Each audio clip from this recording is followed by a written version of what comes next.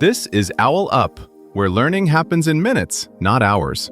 For a deeper journey, explore all our courses at owlup.co.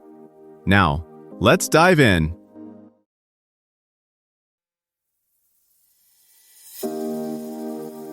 Chapter 2 of the Microbiome, The Hidden World Inside You, the Gut-Brain Connection. In this chapter, you'll learn: describe the communication pathways between the gut and brain. Let's dive in. Right now, your next mood swing might be brewing. Not in your brain, but in your gut. A second brain with more neurons than your spinal cord is quietly tracking what you eat, how you sleep, and how stressed you feel, and sending secret status updates upstairs. 38 trillion tiny roommates don't just digest your lunch, they help script your inner monologue. As scientists map this gut-brain conversation, a striking pattern keeps appearing. Shift the microbes, and behavior, stress chemistry, even pain perception can shift too. In germ-free mice, stress hormones spike about 40% and only calm down once their gut is repopulated. In people with IBS, a single probiotic strain has cut depression scores by nearly a quarter. This isn't mystical trust your gut talk, it's biochemistry.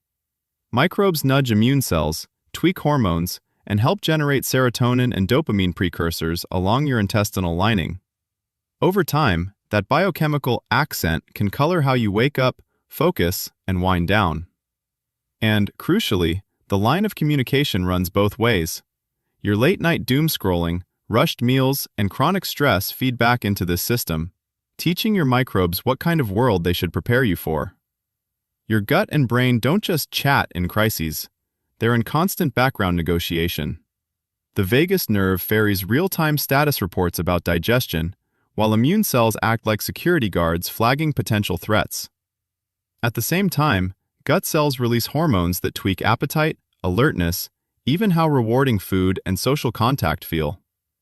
Over days and weeks, these tiny nudges can shift your baseline: how reactive you are to email pings, how easily you fall asleep, how intensely you crave comfort foods after a hard day. Change the signals, and over time, you can change the defaults. Most of the signals your brain receives from the gut aren't dramatic alarms, they're quiet, cumulative nudges. And they travel along several different channels, each carrying its own kind of information. One channel is neural. Fibers in the vagus nerve constantly sample what's happening in the intestinal wall and relay that upstream. Subtle changes in how quickly food moves, how inflamed the lining is, or how much gas is being produced can alter the frequency and pattern of those signals. In brain regions tied to emotion and threat detection, that can shift you a notch more vigilant or a notch more relaxed, without you linking it to anything you just ate. Another channel is immune. Cells stationed along the intestinal lining are perpetually deciding what's harmless and what looks dangerous. When they lean danger, they release messengers like cytokines that can crosstalk with brain cells and over time push you toward fatigue, low motivation, or that brain fog people describe when they're run down. Even low-grade, chronic activation can slowly reshape how responsive your stress circuits are. A third route is metabolic. Gut microbes break down fibers and other leftovers into short-chain fatty acids, vitamins, and small molecules that slip into circulation. Some of these products can reach the brain or influence the blood-brain barrier, tilting how excitable neurons are, how well they form connections, or how your sleep-wake cycle is tuned. Others tweak appetite hormones, steering when you feel compelled to snack and how rewarding those snacks feel.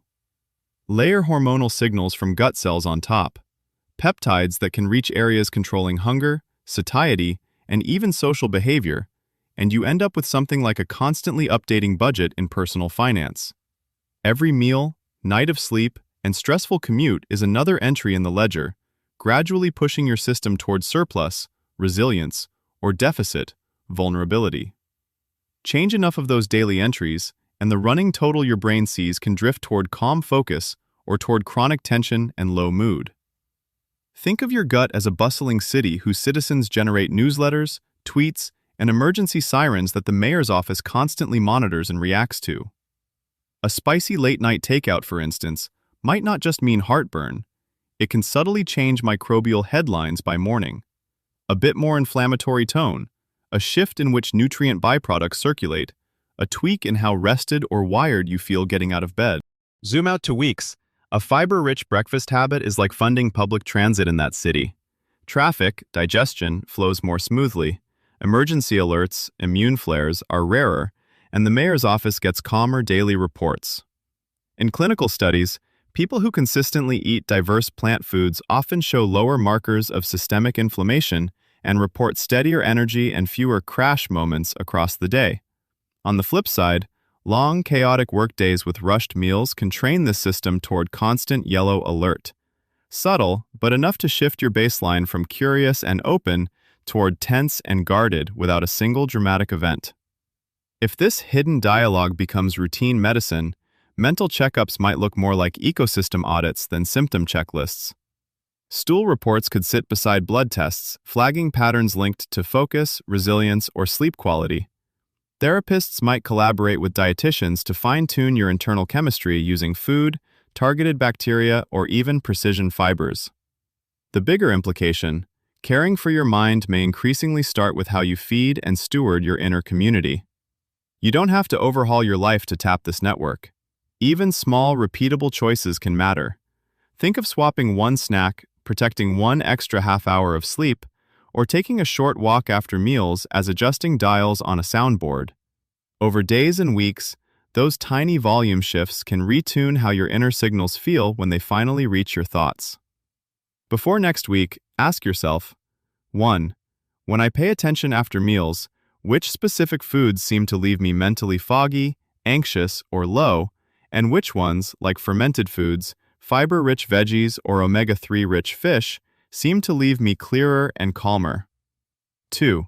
If I experimented for just 3 days with a gut-friendly breakfast, for example, swapping sugary cereals for oats with berries and yogurt or kefir, what changes do I notice in my mood, focus, and stress levels by midday? 3. Looking at my current stress habits, doom scrolling, late-night emails, constant snacking, what's one simple nervous system soothing swap, like a 5-minute walk, deep breathing before meals, or a consistent bedtime, I'm willing to try and then honestly observe how my digestion and mood respond? This was OwlUp, your daily step forward. To keep learning with structured courses and more insights, go to owlup.co. Until tomorrow!